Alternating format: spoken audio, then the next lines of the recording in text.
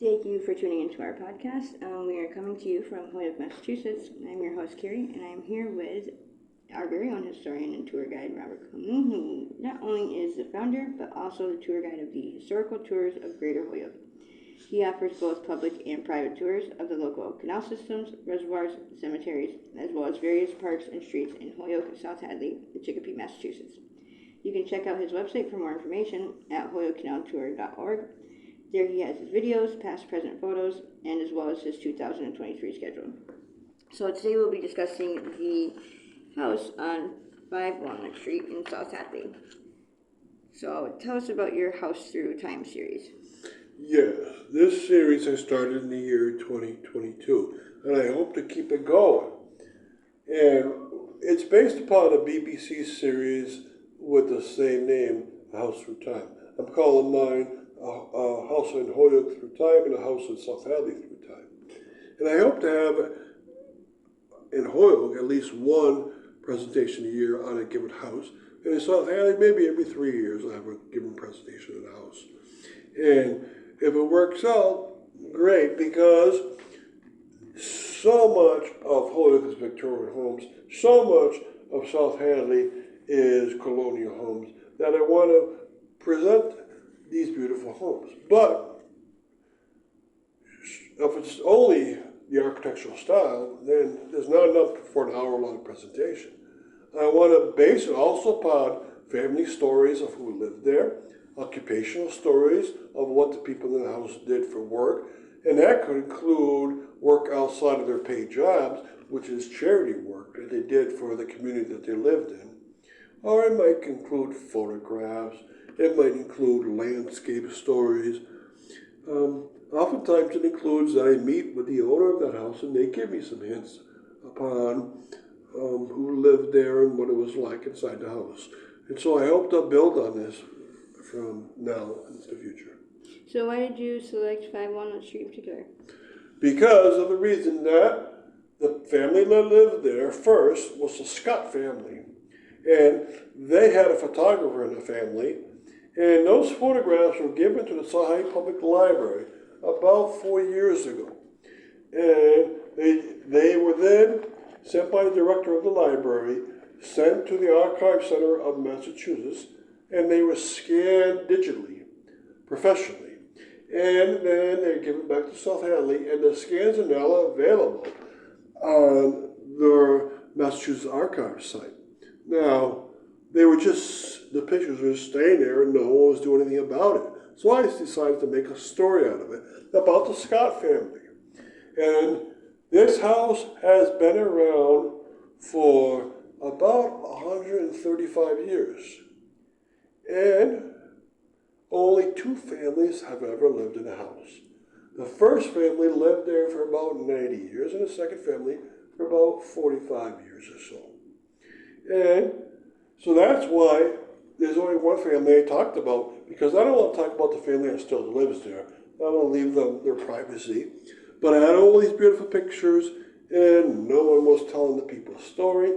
And so I told them about Hugh Scott and his wife, Archis Marie Scott, who moved to South Hadley in about 1870s, lived across from the old South Hadley Library for a while, and then they moved to 5 Walnut Street, building their own structure from scratch. And Is there any other interesting stories about the Scott family?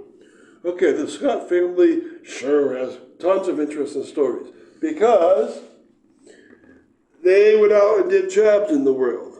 And what did one of the sons in this family do?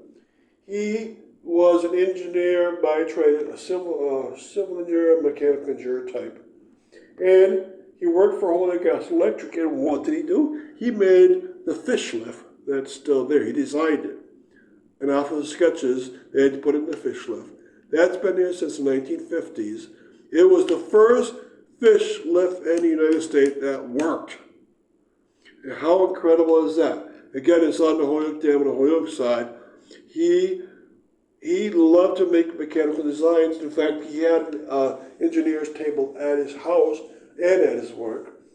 And other people in the family did other things, such as another brother in the family married a woman that lived down Walnut Street. And so when I got into that, I started reading up on that family too. Why would he marry someone on the street? Well, it was a street romance. And so there's a cool story right there. Other brothers moved farther afield, but a third brother went off into the world, and he became another engineering type out in Westfield. So there's lots of stories I caught up on. One of the sisters in this family, she became a nurse.